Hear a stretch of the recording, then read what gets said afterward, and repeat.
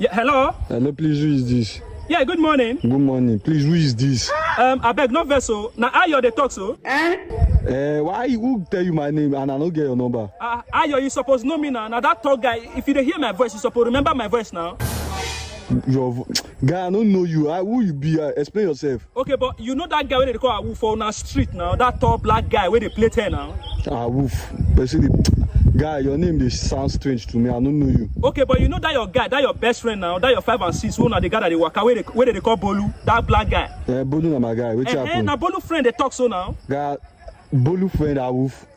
See, you dey hear me so? I don't know anybody called Awoof. Wait, but you dey hear me, Abi? Yes, I hear you. Now Bolu die your number put for my phone. He say make I help and call you. Say he not get card for phone. You dey hear me? Yeah, I hear you. Okay, so he say make I help and call you. Say make you help him out with 30K. You understand? Because his mama just call her now. Say he not well. You understand? His mama dey hospital. So make you help her with 30K. He don't even send you account number. Say put for your phone. Bolu mama no way. Now he say make I call you. You understand? So why Bolu no talk to me by himself? No, he just come out now. He dey come. If he come, he go talk to you because I myself as he put your number for my phone. I be dey try your number, but your number not come dey go. You understand? But he just go, your number just go now. Now I say make I just follow you talk.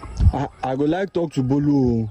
But if they come now, he go buy gala and mineral. So if he come, he go follow you talk. But I beg, may you help him do him. You understand? Because he say no hold money for hand. And his mama dey hospital now. As me and you dey talk. I beg, this one a life and death matter. I beg, if you hold the 30K, at least I beg, quick help him run him. If he come, according to what he talk, he say if he come by tomorrow morning, he go give you the money back because he get money when they expect. Me I no fit send money if I no talk to Bolu. Bro, Bolu na your guy.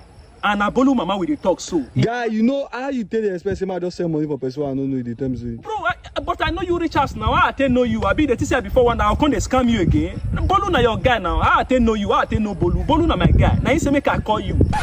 You do understand? I beg, check your phone now. He don't send you account number. I beg, help him mama do the 30K. Make they take treatment for hospital. I beg, bro. I beg. Now your guy mama with the talk so I beg.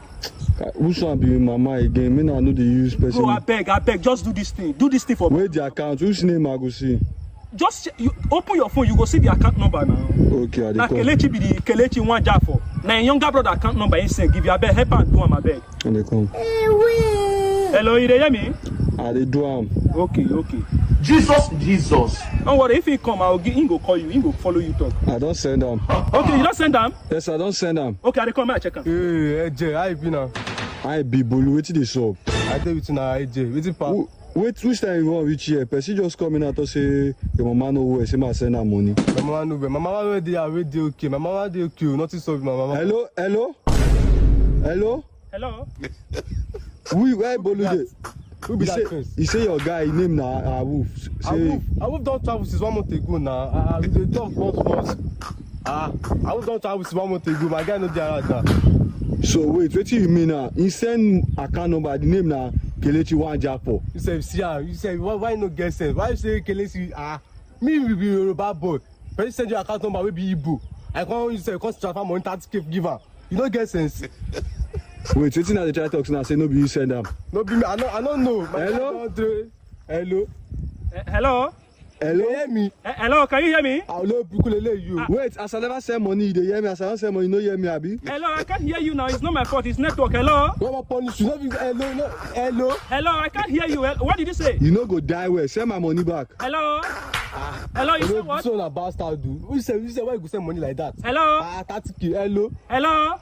Omo no jealous again. So no carry money. Hello, I can't hear you. Call back again. I can't hear you. Hello. Hello, call back again, Babu. You dey mad? Call back again, Kiao. Hello. Yeah!